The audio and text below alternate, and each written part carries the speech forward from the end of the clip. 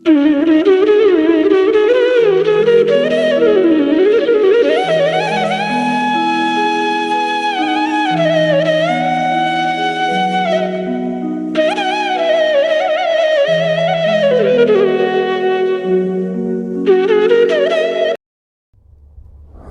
को हाथ जोड़कर प्रणाम।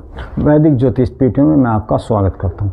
आज बात करेंगे कर्क राशि के लिए कि कर्क राशि वालों को कौन सा रत्न धारण करना चाहिए, उनके लिए कौन सा रत्न शुभ है। साथ के साथ बात करेंगे कि उनके सहायक रत्न कौन से हैं, कौन से रत्न उनके लिए वर्जित हैं, कौन से रत्न उनको नहीं पहनने चाहिए, क्यों नहीं पहनने चाहिए, और कौन सा रत्न उनके लिए शुभ है तो वो क्यों शुभ है, सहायक रत्न क्यों पहनना चाहिए और वो उनको क्या लाभ पहुंचाएगा। और अपनी बात हम प्रारंभ करने से पहले आपसे एक निवेदन करना चाहते हैं कि जब भी आप हमारी वीडियो को देखते हैं तो वीडियो को स्किप करके ना देखें, आगे बढ़ा के ना देखें, क्योंकि जो भी बात हम बताना चाहते हैं, हम जो भी यहाँ वीडियो बनाते हैं आपके लिए बनाते हैं, आपकी सुख हो, सुखी रहें, आप समृद्धशाली बने, शक्तिशाली बने, आप नाम कमाएं, उन सब बातों के लिए ही हम यहाँ पर वीडियो आपके लिए बनाते हैं। तो आप वीडियो को पूरा देखें और साथ के साथ अगर आपको हमारी बनाई हुई वीडियो अच्छी लगती है, हमारी बातें आपको सही लगती हैं, तो आप हमारी उस वीडियो को लाइक भी करें, शेयर भी करें, और आप दूसरी बातें जानने के लिए, आगे आने वाली वीडियो को देखने के लिए आप हमारी वीडियो चैनल को सब्सक्राइब कर सकते हैं, ताकि जो भी हम वीडियो डालें उसका नोटिफिकेशन आपको तुरंत मिल जाए। अब हम बात करते हैं कर्क राशि के लिए कौन सा रत्न शुभ होता है। तो कर्क राशि वालों के लिए जो शुभ रत्न होता है वो मोती होता है। उससे पहले आप ये समझ लीजिएगा, अगर आपके पास आपकी जन्म पत्री हो, यहाँ 4 नंबर लिखा हुआ है, तो आपकी जो राशि है वो कर्क है, और कर्क राशि वालों के लिए जो शुभ रत्न होता है वो मोती होता है।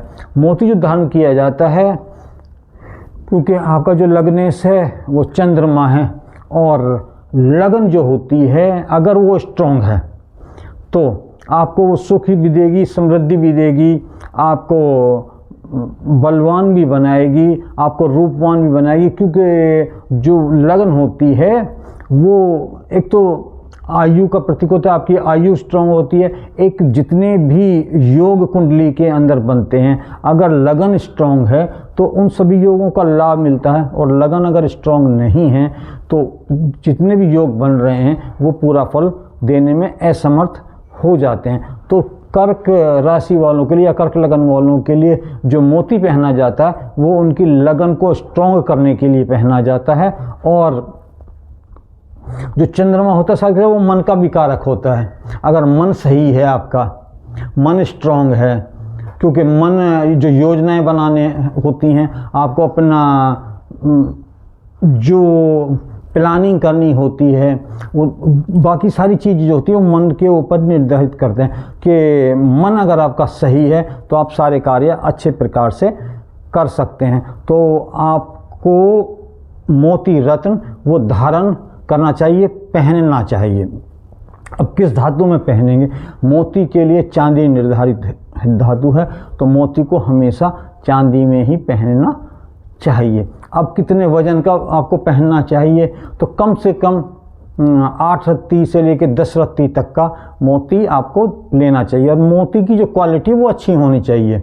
एक तो होते हैं कि जो कई अब मोतियों की खेती भी होने लगी, वहाँ से आपको कल्चर्ड जो मोती होते हैं वो मिलते हैं, लेकिन दक्षिण भारत में जो मोती पाया जाता है, जो समुद्र से मोती मिलता है, वो उत्तम क्वालिटी का होता है। आपको अगर वो मोती मिल जाता है तो उसी को पहनना चाहिए, चांदी में पहनना चाहिए।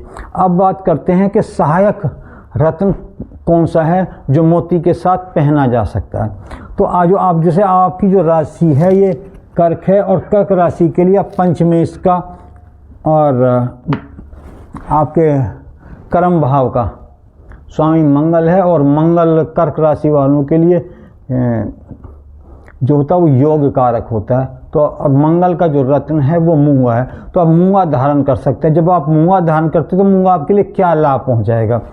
पंचमेश होने के कारण तो आपकी एक तो पद प्रतिष्ठा है, दूसरा जो सीधा धन से संबंध बनाता है तो धन की वृद्धि करेगा, संतान को लाभ पहुंचाएगा, संतान की तरक्की कराएगा, और संतान प्राप्ति में भी आपको लाभ देगा।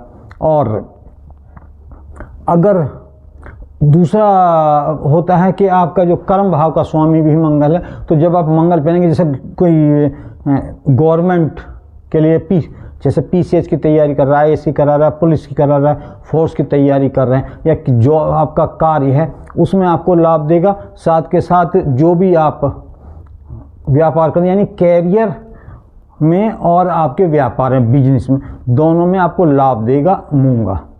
और बाकी सब ऑल इन ऑल सब बातों के लिए जो लाभ देगा वो आपका लग्नेश का जो रत्न है मोती, वो देगा। तो आप मोती के साथ साथ मूंगा पहन सकते हैं। अब कौन सा जो रत्न है वो जो आपको नहीं पहनना चाहिए, तो मोती के साथ एक तो गोमेद और एक लहसुनिया, ये 2 रत्न मोती के साथ नहीं पहनने चाहिए।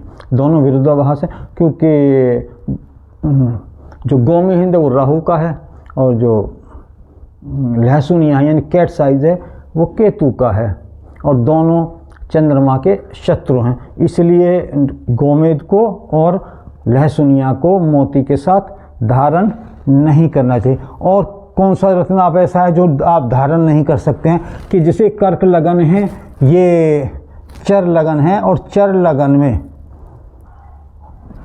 जो 9वें भाव का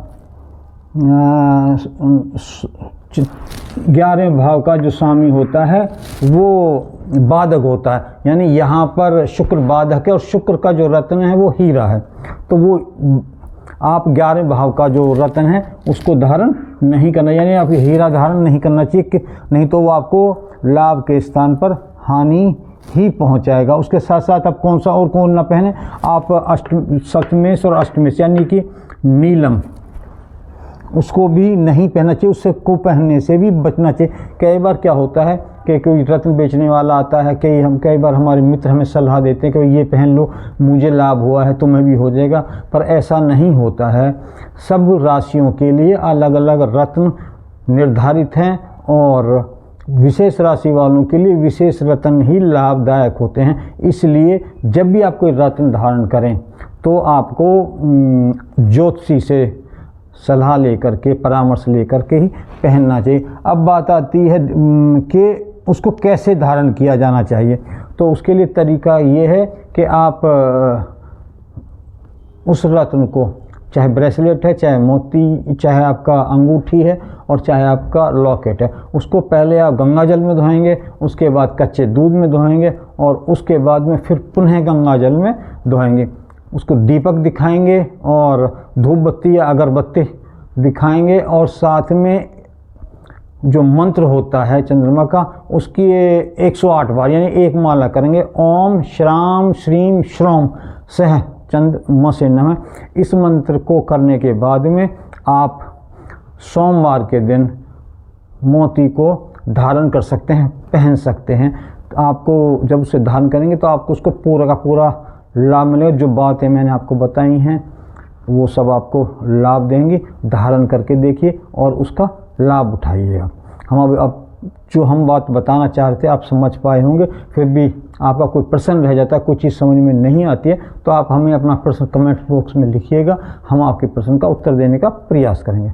और मैं अपनी वाणी को यहीं विराम देता हूँ। सभी का हाथ जोड़कर प्रणाम। जय हिंद, जय भारत।